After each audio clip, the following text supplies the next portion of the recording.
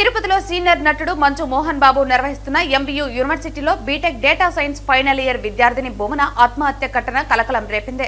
తిరుమల పట్టణంలోని Sai Teja private ladies హాస్టల్లో ఉంటున్న ఆమె సోమవారం రాత్రి తన గదిలో ఫ్యాన్ కు ఉరివేసుకుని ఆత్మహత్య చేసుకుంది.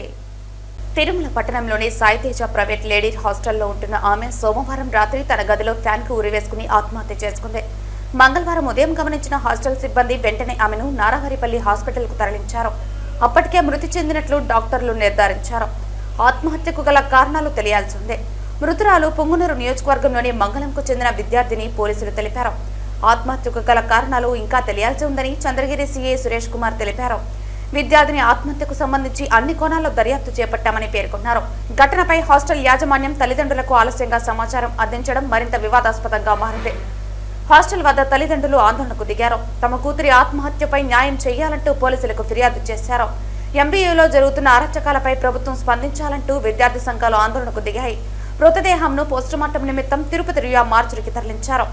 ఇటీవలే ఎంబీయూ యూనివర్సిటీ నిర్వాహకులు మోహన్ బాబుపై student union leaders kidnap case నమోదు కావటం వివాదాస్పదం కావటం గమనార్హం. విద్యార్థిని ఆత్మహత్యపై ఆమె తండ్రి సురేందర్ రెడ్డి స్పందించారు.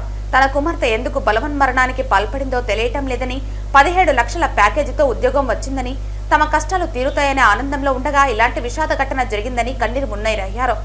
నాకు 2 కుమార్తెలున్నారని, మొదటి కుమార్తె భువన కాగా రెండో అమ్మాయి హర్షిత అదే కాలేజీలో బీటెక్ సెకండ్ ఇయర్ చదువుతోందని మృతురాలి తండ్రి ఆవేదన వ్యక్తం చేశారు. నా పేరు వెంకటరమణారెడ్డి. నేను వాళ్ళ బాబాయ్ అవుతాను. తను చిన్నప్పటి నుంచి కూడా బాగా మెరిట్గా ఉండేది.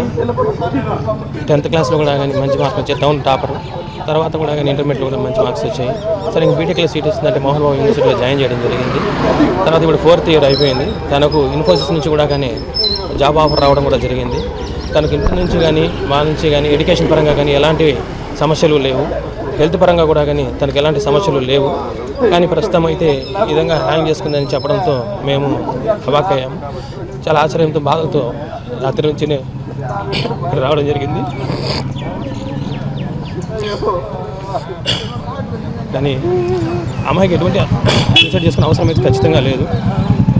కాబట్టి ప్రభుత్వం వారు కానీ పోలీస్ శాఖ వారు సరైన కోణంలో దర్యాప్తు చేసి ఏం జరిగింది ఏమి అనేసి తెలియజేసి భవిష్యత్తులో ఎటువంటి వారు ఇలా అమ్మాయిలకు కానీ రక్షణ లేకుండా పోతుంది. కాబట్టి వాళ్లకు సరైనటువంటి సెక్యూరిటీ కల్పించాల్సిందిగా కోరుతున్నాము. ఈ అనుమానాలు కూడా కానీ నివృత్తి చేయాల్సిన బాధ్యత ప్రభుత్వం పైన ఆధారపడి ఉంది. ఇలా జరగడానికి కారణాలు తెలుసుకొని ఆ కారణాలు అన్వేషించి ఆ కారణాలకు ఏమైతే జరిగిందో తెలుసుకుని సరైనటువంటి శిక్ష పడాలని కోరుతున్నాము. హాస్టల్లో జరిగింది సార్. పాప ఏ కాలేజీలో చదువుతుంది? మోహన్ బాబు యూనివర్సిటీలో బీటెక్ ఫైనల్ ఇయర్ చదువుతాను. తను ఎదురుగా ఉన్నటువంటి ఒక ప్రైవేట్ హాస్టల్లో ఒక పీజీలో తను చదువుతుంది సార్. ఏ విధంగా అంటే ఎప్పుడు జరిగింది, మీకు ఎప్పుడు ఇన్ఫర్మేషన్ వచ్చింది, ఏ విధంగా? మాకు నిన్న సాయంత్రము జరిగింది. వాళ్ళు 7కి 8కి అని చెప్పారు. కానీ మాకు ఇన్ఫర్మేషన్ అయితే 9:30కి ఇన్ఫర్మేషన్ ఇవ్వడం జరిగింది. చాలా డిలేగా ఇన్ఫర్మేషన్ ఇవ్వడం జరిగింది. తర్వాత పోలీస్ స్టేషన్ కూడా వాళ్ళు ఇన్ఫార్మ్ చేయలేదు. మేము వచ్చింది అక్కడ నుంచి పొంగనూరు నుంచి ఇక్కడికి వచ్చిన తర్వాత ఒక 3 hours తర్వాత వాళ్ళు మేము విధంగా ఎందుకు జరిగింది ఏమి అనేసి అడిగితే తర్వాత కూడా అప్పటికి కూడా వాళ్ళు పోలీస్ స్టేషన్కి ఇన్ఫార్మ్ ఇవ్వలేదు. తర్వాత ఇన్ఫర్మేషన్ ఇవ్వడం జరిగింది. తర్వాత పోలీసు వారు అర్ధరాత్రి 12-12:30 ప్రాంతంలో రావడం జరిగింది.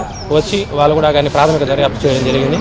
మా దగ్గర స్టేట్మెంట్ తీసుకొని అక్కడ ఉన్నటువంటి కొన్ని వారిని కూడా కానీ స్టేట్మెంట్ తీసుకొని పాపనైతే తిరుపతి మార్చరికి తరలించడం జరిగింది.